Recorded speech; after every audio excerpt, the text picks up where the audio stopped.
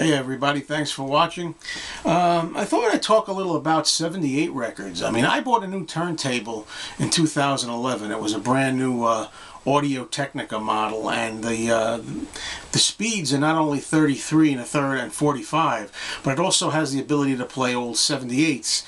And I haven't been wanting to play 78s because they really got to be cleaned well, and in addition to having them cleaned nicely, and I heard you can't use alcohol on them, so don't use alcohol.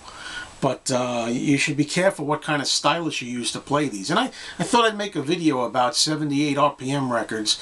I got a batch recently that are pretty cool. And I thought I'd show you these ones that I picked up. Most of them are rock and roll, which is why I was interested in them. And I thought maybe some of you out there could respond. And if you want, show me your 78s. What kind of 78 RPM records do you have? The only one I had for a couple of years now is this one on the Decca, which was actually Judy Garland doing Over the Rainbow, and side A being Over the Rainbow and side B being the Jitterbug from the movie The Wizard of Oz. I think this is a record that came out from a collection of a few records in an album book. I think that this has other records in a set.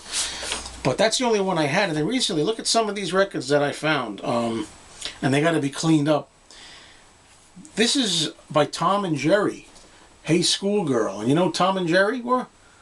The early name for Simon and Garfunkel. This is a record from 1957. And the second side is called Dancin' Wild. What's really cool is that it says the song's written by A. Garfunkel and P. Simon. Both songs written by Garfunkel and Simon under the guise Tom and Jerry. I never knew that Simon and Garfunkel had a 78 record out there, which is pretty cool. And then for Christmas time, I got Gene Autry, Rudolph the Red-Nosed Reindeer on Columbia. Second side is If It Doesn't Snow on Christmas. Then I got this one, the Diamonds doing Little Darlin'. 1950s song, and Faithful and True, the other side. Then I got Frankie Lyman and the Teenagers, Why Do Fools Fall in Love, and the B-side is Please Be Mine on G Records. I just think these are really cool to find rock and roll records like this. I mean, look how dirty this one is. The Great Pretender by the Platters. You can see the dirt down there. Look at that.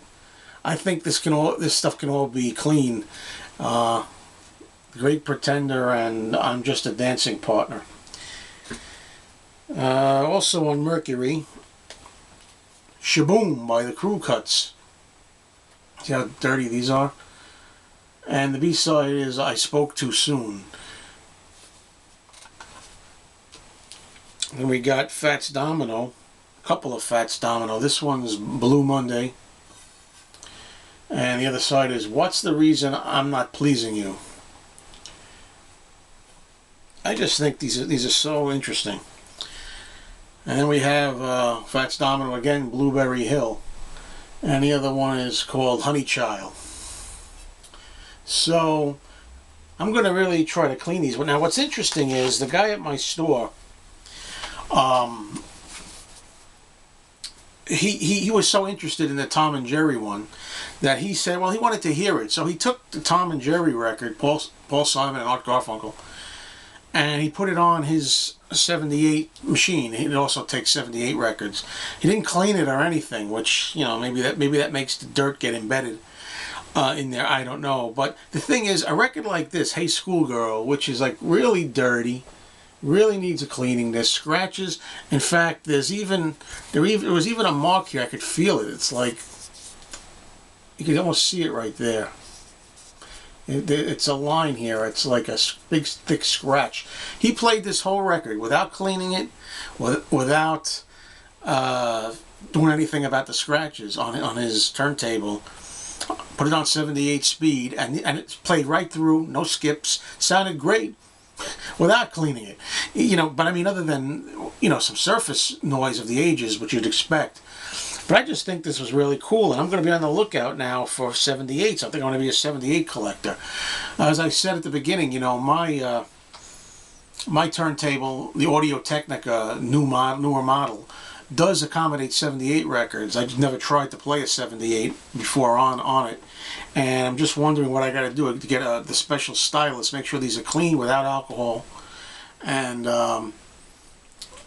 you know, I don't think you can hurt these much. With records like this, it's mostly just having them. I like having them, you know, these big, thick records.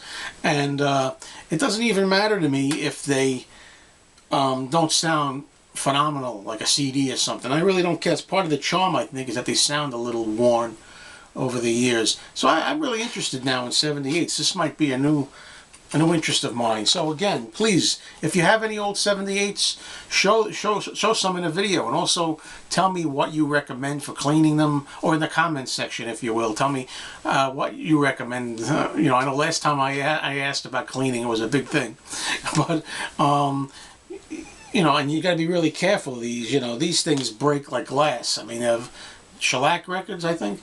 I mean, they're so prone to breaking. You got to really be careful. Sometimes, even in the record stores, when you flip through the records, they break on the bottom. You got to be careful. They snap right off. Anyway, so that's my video. Thanks for watching, and please consider, you know, showing your 78 records.